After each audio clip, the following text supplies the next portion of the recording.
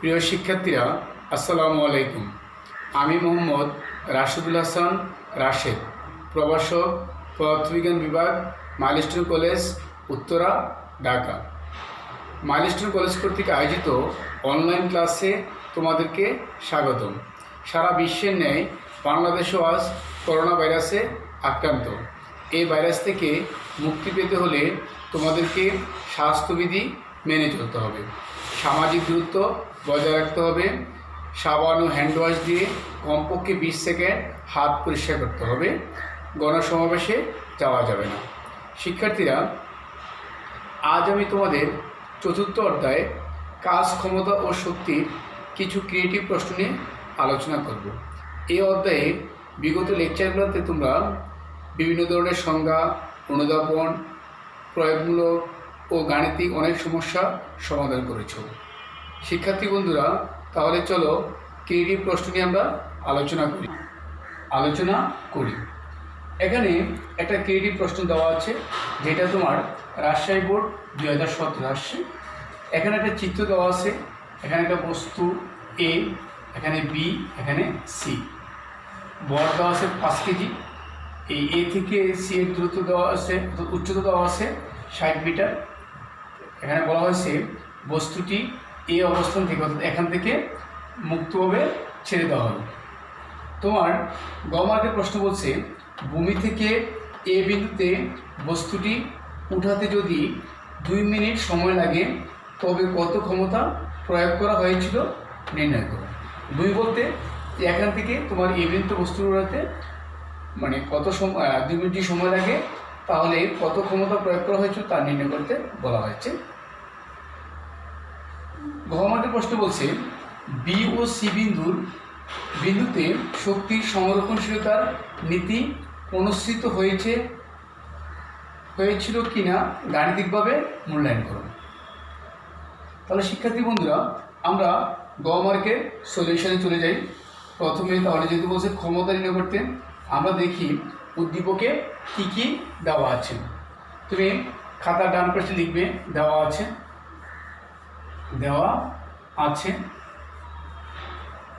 এখানে বস্তুর ভর m দেওয়া আছে, তুমি লিখবে বস্তুর ভর m = 5 কেজি। উচ্চতা a দেওয়া আছে তোমার 60 মিটার। তোমার সময় দেওয়া আছে, সময় t = দেওয়া আছে 2 মিনিট। এই মিনিটকে যদি তুমি সেকেন্ডে নাও, তাহলে 60 দিয়ে গুণ করতে হবে, 2 × 60 এত সেকেন্ড, অর্থাৎ 120 সেকেন্ড। শিক্ষার্থী বন্ধুরা, আমরা ক্ষমতাকে আমরা জানি পি দ্বারা প্রকাশ করি, তোমরা শিখছো। পি বের করবো, পি = ওয়াট। তাহলে পি বের করতে হলে আমাদের সূত্র হচ্ছে যে আমরা জানি, লিখবে আমরা জানি P = mg/t। তাহলে m এর মান দেওয়া আছে, s এর মান দেওয়া আছে, t এর মান দেওয়া আছে। আমি g এর মান লিখিনি, আমরা সবাই মুখস্থ g এর মান জানি। g জানি 9.8 মিটার/সেকেন্ড²। তাহলে তুমি যদি মানগুলো বসাও, m এর মান হচ্ছে তোমার 5 কেজি, g এর মান হচ্ছে তোমার 9.8, উচ্চতা হচ্ছে তোমার 16, আর তোমার টি হচ্ছে 120 সেকেন্ড। তুমি যদি ক্যালকুলেশন করো, তাহলে এই মানটা পাবে 24.5। যেহেতু ক্ষমতার একক ওয়াট, তাই লিখবে ওয়াট। এটাই তোমার অ্যান্সার। অর্থাৎ ভূমি থেকে এ বিন্দুতে বস্তুটি উঠাতে 24.5 ওয়াট ক্ষমতা প্রয়োগ করা হয়েছিল। তাহলে শিক্ষার্থী বন্ধুরা, আমাদের গ মার্কের প্রশ্নটা সলভ হয়ে গেল। আমরা এখন শিক্ষার্থী বন্ধুরা, তাহলে আমরা এখন এই গহর প্রশ্ন সলভ করব। বি এবং সি বিন্দুতে শক্তির সংরক্ষণশীলতার নীতি অনুসৃত হয়েছে কিনা গাণিতিকভাবে মূল্যায়ন করো। তাহলে তুমি কিভাবে বুঝবে শক্তির সংরক্ষণশীলতার নীতি অনুসৃত হয়েছে? যখন বি বিন্দুর মোট শক্তি এবং সি বিন্দুর মোট শক্তি সমান হবে। যখন বি বিন্দুর মোট শক্তি এবং সি বিন্দুর মোট শক্তি কী হবে সমান হবে, তখনই আমরা বুঝবো শক্তি সংরক্ষণশীলতার নীতি অনুসৃত হয়েছে। তাহলে আমি নিশ্চয়ই জানি যে তোমরা এটা অবহিত। মোট শক্তি বলতে কি বোঝায়? মোট শক্তি বলতে বোঝায় গতিশক্তি প্লাস বিভব শক্তি। তাহলে আমরা প্রথমে বি বিন্দুর মোট শক্তি নির্ণয় করব, তারপরে সি বিন্দুর মোট শক্তি নির্ণয় করব। দেখো প্রশ্নে একটা দেওয়া আছে যে এ বি ইকুয়াল 1/4 AC। তাহলে আমরা এবির মান জানি না, যেহেতু বলছে এ বি ইকুয়াল 1/4 AC, এসির মান দেওয়া আছে 16। তাহলে আমরা যদি লিখতে পারি যে 1/4 AC এসে তোমার 60, তাহলে যদি কারো 4 15 60 15 হবে, তাহলে তোমার হলো 15 মিটার। তাহলে এ থেকে বি হলো তোমার কি 15 মিটার। তাহলে বি থেকে সি হবে কত 45 মিটার, 45 মিটার। তাহলে আমি এভাবে লিখতে পারি যে এখানে A B equal 15 metre, AC equal 45 metre, AC equal 60 metre, আর তোমার বিসি ইকুয়াল 45 মিটার। শিক্ষার্থী বন্ধুরা, এখন আমরা বি বিন্দুতে মোট শক্তি নির্ণয় করব। যেহেতু আমি বলে আসছি যে মোট শক্তি মানে গতিশক্তি প্লাস বিভব শক্তি, তাহলে আমরা আগে গতিশক্তি নির্ণয় করব, বিভব শক্তি নির্ণয় করব, দুইটা যোগ করলেই দেন বি বিন্দুর মোট শক্তি পাবো। তাহলে চলো আমরা বি বিন্দুর মোট শক্তি নির্ণয় করি। লিখবে বি বিন্দুর ক্ষেত্রে, বি বিন্দুর ক্ষেত্রে দেখো বিভব শক্তি আমরা নির্ণয় করবো প্রথমে কি বিভব শক্তি। আমরা সবাই জানি বিভব শক্তি EP equal M G h, m জি এইচ। তাহলে এখানে এম দেওয়া আছে কত, দেওয়া আছে এম ইকুয়াল 5 কেজি, জি এর মান আমরা সবাই জানি 9.8 মিটার পার সেকেন্ড স্কোয়ার। তাহলে আমাদের এইচ লাগবে। তাহলে আমরা বিবিন্দুর ক্ষেত্রে আমাদের বিভব শক্তির ক্ষেত্রে এইচটার মানটা কতটুকু হবে, এটা তোমার সবচেয়ে ইম্পর্টেন্ট। যখন তুমি এ পয়েন্টের বিভব শক্তি নির্ণয় করবে তখন উচ্চতা হবে এ পয়েন্ট থেকে যে পয়েন্ট ধরবে তুমি তার নিচের অংশটুকু, অর্থাৎ বি থেকে সি এর যে উচ্চতাটুকু সেটুকু। তুমি ইচ্ছে লিখতে পারো এখানে বি সাফিক্স সি লিখে রাখতে পারো, বি সাফিক্স এস সমান V suffix S V suffix BC equal লিখতে পারো 45 মিটার। তাহলে আমরা ইপি বের করবো, ইপি ইকুয়াল হোয়াট। তাহলে দেখো এম এর মান হচ্ছে 5 ইন্টু জি এর মান হচ্ছে 9.8 ইন্টু তোমার এস এর মান হচ্ছে 45। এটা তুমি ক্যালকুলেশন করলে মানটা হবে 2205। যেহেতু তোমার শক্তির একক জুল, তাই আমি জুল লিখলাম। সেমভাবে আমরা এখন বি বিন্দুর ক্ষেত্রে তোমার গতিশক্তি নির্ণয় করব। আমরা সবাই জানি গতিশক্তিকে ই সাফিক্স কে দ্বারা প্রকাশ করা হয়। গতিশক্তি ই সাফিক্স কে ইকুয়াল হলো তোমার হাফ এম বি স্কোয়ার। তাহলে আমরা তো বি এর মান জানি না, আমাদের আগে বি এর মানটা নির্ণয় করে নিতে হবে।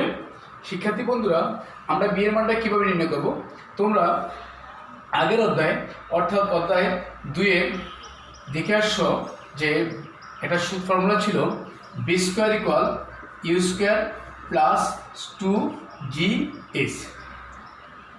যেহেতু এই অবস্থান এই স্থির অবস্থান থেকে বস্তুকে ছেড়ে দেওয়া হয়েছিল, তাহলে এখানে আদি বেগ ইউ ইকুয়াল টু ছিল তোমার 0, ইউ ইকুয়াল ছিল কি 0। তারপরে তোমার এস, এখন যেহেতু বস্তুটা এই অবস্থা থেকে ছাড়ছে, তাহলে বি বিন্দুর ক্ষেত্রে গতিশক্তি নির্ণয় করতে হলে তোমার উচ্চতা হবে যে বিন্দু থেকে বস্তু ছাড়ছে ওই থেকে যে বিন্দু গতিশক্তি নির্ণয় করবে ওই বিন্দু পর্যন্ত, অর্থাৎ এস ইকুয়াল হবে তোমার 15 মিটার। তুমি সুবিধার জন্য লিখতে পারো S A suffix AB, AB লিখতে পারো তোমার বোঝার সুবিধার জন্য, না লিখলেও প্রবলেম নেই, তুমি বুঝতে পারলেই হয়। তাহলে আমরা মানটা বসে দিই। ইউর মান হচ্ছে তোমার কত এখানে 0 প্লাস 2, জি এর মান হচ্ছে তোমার 9.8, উচ্চতা হচ্ছে তোমার কত 15। যখন তুমি এটা ক্যালকুলেশন করবে মানটা তুমি পাবে 294। এটার একক লিখতে পারো অথবা যদি তুমি বি ইকুয়াল টু লিখতে পারো এভাবে, সুতরাং B equal √294 metre per second. তাহলে আমি যদি এখানে মানটা বসাই যে কে ইকুয়াল হাফ, এর মান হচ্ছে তোমার কত 5 ইন্টু, যেহেতু আমার সরাসরি বি স্কয়ার মানে জানা আছে তাহলে বি স্কয়ার মানে লিখে দিতে পারি 294। এটা যখন তুমি ক্যালকুলেটরে ক্যালকুলেশন করবে মানটা হবে 735 জুল। তাহলে শিক্ষার্থী বন্ধুরা, আমরা বি বিন্দুর ক্ষেত্রে গতিশক্তি পাইলাম, এর আগে বি বিন্দুর ক্ষেত্রে আমরা বিভব শক্তি পেয়েছি। তাহলে বি বিন্দুর ক্ষেত্রে আমরা এখন কি নির্ণয় করব? মোট শক্তি। তাহলে মোট শক্তি ইকুয়াল ইপি প্লাস ই কে। ইপির মান তোমরা দেখো আমরা আগে পেয়েছিলাম 2205 যোগ এখানে পেয়েছি 735। এখন এই মানটা যখন তুমি যোগ করবে মানটা হবে তোমার 2940। শক্তি দেখো জুল, তাই জুল লিখলাম। সেমভাবে আমরা সি বিন্দুর ক্ষেত্রেও মোট শক্তি নির্ণয় করব। তাহলে তোমরা বোঝার সুবিধার জন্য মানটা মনে রাখবে, বি বিন্দুর ক্ষেত্রে মোট শক্তি ছিল 2940। এখন আমরা সি বিন্দুর ক্ষেত্রে মোট শক্তি নির্ণয় করব। তাহলে সেম আগের মতো ফর্মুলা আমাদের কি কি দেওয়া আছে আমরা লিখে নিব। দেখো সি বিন্দুর ক্ষেত্রে এখন যদি গতিশক্তি নির্ণয় করতে চাই তাহলে আমাদের formula same, K equal half m v square. তাহলে এখানে তোমার এম এর মানটা তো একটা মান দেওয়া আছে, এম ইকুয়াল টু তোমার 5 কেজি, এম ইকুয়াল 5 কেজি। তোমার আমাদের উচ্চতা, আমরা যেহেতু এখন গতিশক্তি নির্ণয় করব তাহলে তোমার উচ্চতা লাগবে, যেহেতু বি স্কোয়ার আমাদের সূত্র হচ্ছে স্কোয়ার প্লাস 2gs, তাহলে বি আমাদের উচ্চতা হবে তোমার এস ইকুয়াল এখানে 60 মিটার। আমরা জানি g equal 9.8 metre per second square. তাহলে আমরা লিখলাম কে ইকুয়াল হোয়াট, এর আগে আমাদেরকে বি নির্ণয় করতে হবে। তাহলে আমরা লিখতে পারি, আমরা জানি V square equal U square plus 2gs। তাহলে এখানে ইউর মান কত তোমার 0, ইউ 0 প্লাস 2, জি এর মান হচ্ছে 9.8, উচ্চতা হচ্ছে তোমার 60। তাহলে গুণ করলে এই মানটা যখন তুমি ক্যালকুলেটরে গুণ করবে মানটা পাবে 1176। তুমি ইচ্ছা করলে লিখতে পারো, সুতরাং B equal √1176 metre per second. ক্যালকুলেটরে চাপ দিয়ে একটা মান নির্ণয় করতে পারো। এখন এই বি স্কোয়ার বা বি এর মান তুমি এখানে বসিয়ে দিতে পারো। যদি এই মানটা বসাই দেখো যে হাফ, এম এর মান হচ্ছে তোমার 5, আর আমি বি স্কোয়ারের মান পাচ্ছি সরাসরি 1176। যদি মানটা তুমি এটা ক্যালকুলেশন করো তাহলে হবে 2940 জুল। এখন আমার কাজ হলো বিভব শক্তি নির্ণয় করা। আমরা জানি বিভব শক্তিকে ইপি দ্বারা প্রকাশ করা হয়, EP equal M G H. এখানে এম এর মান দেওয়া আছে 5 কেজি, আমরা জি এর মান মুখস্থ জানি 9.8। উচ্চতা সবসময় মনে রাখবে, ভূমিতে বিভব শক্তির ক্ষেত্রে কোনো উচ্চতা হয় না। তো বিভব শক্তির ক্ষেত্রে ভূমিতে বিভব শক্তি নির্ণয় করতে হলে তোমাকে এইচ শূন্য ধরতে হবে সবসময়টা। তাহলে এম এর মান 5 ইন্টু জি এর মান 9.8, উচ্চতা হচ্ছে তোমার কি 0। তাহলে এটা ক্যালকুলেটরে ক্যালকুলেশন করলে মানটা হবে 0। তাহলে আমরা সি বিন্দুর ক্ষেত্রে মোট শক্তি এখন নির্ণয় করব। তাহলে মোট শক্তি লিখতে পারি E equal k plus E P. Iker মান পেয়েছিলাম 2940 যোগ ইপির মান পেয়েছি 0, তাহলে 2940 এত কি তোমার জুল। এখন আমি তোমাদেরকে বলছিলাম যে বি বিন্দুর ক্ষেত্রে মানটা মনে রাখবে। বি বিন্দুর ক্ষেত্রে আমরা মোট শক্তি পেয়েছিলাম, বি বিন্দুর ক্ষেত্রে মোট শক্তি তোমার পেয়েছিলাম 2940। আমি লেকচারের শুরুতে যখন এই অঙ্কটা আলোচনা করতেছিলাম বলেছিলাম যে বি এবং সি বিন্দুতে মোট শক্তি সমান হয় তাহলে শক্তি সংরক্ষণশীলতা নীতি অনুসৃত হবে। তাহলে দেখো সি বিন্দুতে মোট শক্তি বি বিন্দুতে মোট শক্তি সমান, তাহলে বি এবং সি বিন্দুতে শক্তি সংরক্ষণশীলতা নীতি অনুসৃত হয়েছে। শিক্ষার্থী বন্ধুরা, আমি আরেকটা ক্রিয়েটিভ প্রশ্ন নিয়ে আলোচনা করব। এখানে দেখো এই ক্রিয়েটিভ প্রশ্নটা কুমিল্লা বোর্ড 2017 আসছে। এখানে একটা চিত্র দেওয়া আছে, বলা হয়েছে তোমার বিন্দু দেওয়া হচ্ছে এ বি সি। এ থেকে সি এর তোমার উচ্চতা আছে 49 মিটার, এ থেকে বি এর উচ্চতা আছে 29.4 মিটার, বাট বি থেকে সি এর উচ্চতা দেওয়া নেই। তোমার বলছে 100 গ্রাম বড়ের একটি বস্তু এ বিন্দুতে স্থির আছে, বস্তুটিকে মুক্তভাবে পড়তে দেওয়া হলো। গমার্কের প্রশ্ন বলছে বস্তুটির সর্বোচ্চ গতিশক্তি নির্ণয় করো। গমার্কের প্রশ্ন বলছে বস্তুটি এ বিন্দুর মোট শক্তি এবং বি বিন্দুর মোট শক্তি অপরিবর্তিত থাকে, গাণিতিকভাবে বিশ্লেষণ করো। মানে এ বিন্দুর মোট শক্তি এবং বি বিন্দুর মোট শক্তি সমান থাকে, কোনো পরিবর্তন হয় না, এটি আমার গমার্ক বের করতে বলছে। তাহলে আমরা উদ্দীপক থেকে গমার্ক সলিউশন করবো এখন। তাহলে আমরা প্রথমে দেখে নিব কি কি এখানে দেওয়া আছে, দেখে নিব কি কি দেওয়া আছে। তাহলে বস্তুটির সর্বোচ্চ গতিশক্তি নির্ণয় করো। তাহলে দেখো এখানে সর্বোচ্চ গতিশক্তি নির্ণয় করার ক্ষেত্রে আমরা দেখবো যে এখানে উচ্চতা কি দেওয়া আছে, উচ্চতা দেওয়া আছে 49 মিটার। আমরা জানি যে তোমার বস্তুর ভর এখানে দেওয়া আছে m = 100 গ্রাম। একে তুমি 1000 দিয়ে ভাগ করে কিসে নিবে, কেজিতে নিবে। তাহলে যদি তুমি ভাগ করো এ মানটা আসবে 0.1 কেজি। আমরা জানি সর্বোচ্চ উচ্চতায় বস্তুর তোমার যে আদিবেগ, যেহেতু বস্তু স্থির আছে তাহলে আদিবেগ ইকুয়াল টু কি হবে তোমার 0। তাহলে আমরা গতিশক্তি নির্ণয় করার আগে আমরা নির্ণয় করে নিব বি এর মানটা বের করে নিব। আগের একটা ফর্মুলা ছিল তোমরা শিখে আসছো যে V square equal to U square plus 2gh। এখানে জি এর মানটা লাগবে, জি এর মান আমরা জানি তোমার 9.8 মিটার পার সেকেন্ড স্কোয়ার। তাহলে ইউ যদি 0 হয় প্লাস 2, জি এর মান আছে তোমার 9.8, উচ্চতা আছে তোমার কত 49। তুমি যখন এই মানটা ক্যালকুলেশন করবে মানটা তোমার হবে এভাবে দাঁড়াবে 960.4।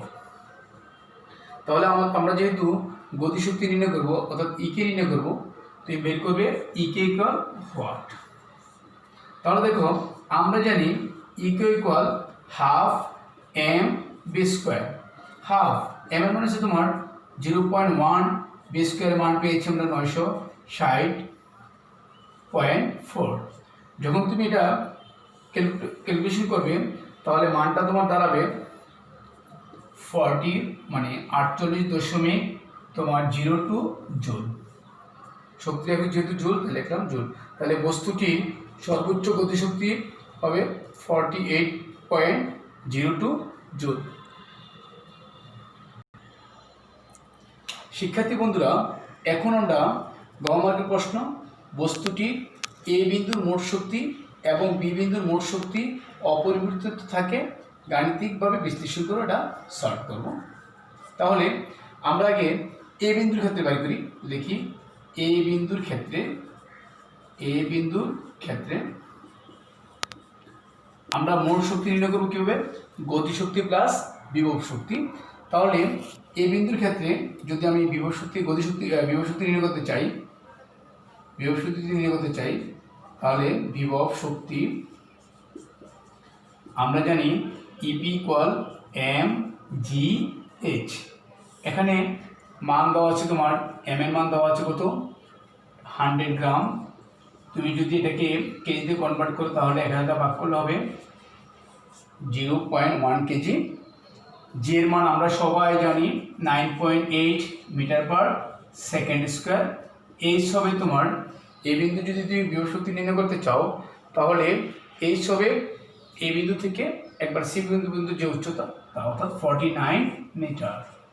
তাহলে এম এর মান আছে তোমার 0.1, জি এর মান আছে 9.8, উচ্চতা আছে 49। যখন তুমি এটা ক্যালকুলেটরে ক্যালকুলেশন করবে মানটা দাঁড়াবে 48.02 জুল। এখন আমরা বিভব শক্তি পেয়ে গেলাম। এখন আমরা নির্ণয় করবো কি এ বিন্দুর ক্ষেত্রে গতিশক্তি, অর্থাৎ গতিশক্তি সূত্র জানি আমরা গতিশক্তি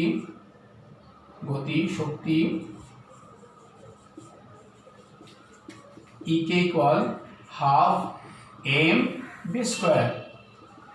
সবসময় রাখবে সর্বোচ্চ বিন্দুতে, অর্থাৎ সর্বোচ্চ বিন্দুতে মানে যদি থাকে বস্তুর ব্যাগ থাকে না, সেক্ষেত্রে বস্তুর ব্যাগ হয় 0। তাহলে হাফ এম এর মান হচ্ছে তোমার 0.1 আর বি এর মান হচ্ছে কত 0। তাহলে এটা ক্যালকুলেশন করলে মানটা হবে কত 0। তাহলে এই বিন্দুর ক্ষেত্রে আমরা মোট শক্তি লিখবো। এখন মোট শক্তি বলতে তোমার মোট শক্তি যে ই ইকুয়াল ইকে প্লাস ইপি। ইকের মান তুমি পেয়েছ 0 আর ইপির মান তুমি পেয়েছ 48.02, তাহলে হবে 48.02। এখন আমরা তোমার এ বিন্দুর ক্ষেত্রে মোট শক্তি পেয়ে গেলাম। এখন আমাদের প্রশ্ন বলছে বি বিন্দুর ক্ষেত্রে মোট শক্তি। আমরা বি বিন্দুর ক্ষেত্রে মোট শক্তি বের করব। দেখো আমরা লিখবো এখানে বি বিন্দুর ক্ষেত্রে। তাহলে আমরা দেখি কি কি দেওয়া আছে, আমরা কি কি দেওয়া আছে তার উপর ডিপেন্ড করে নির্ণয় করব। আমরা বি বিন্দুর ক্ষেত্রে আগে গতিশক্তি নির্ণয় করব। তাহলে গতিশক্তি ইকুয়াল আমরা জানি যে EK equal half m v square. তাহলে এখানে এম এর মান দেওয়া আছে তোমার 100 গ্রাম, তাহলে 0.1 কেজি হবে। তাহলে বি এর মান দেওয়া নেই, তাহলে আমাকে বি এর মানটা নির্ণয় করে নিতে হবে। তাহলে আমরা জানি সূত্র হচ্ছে তোমার V square equal U square plus 2gh।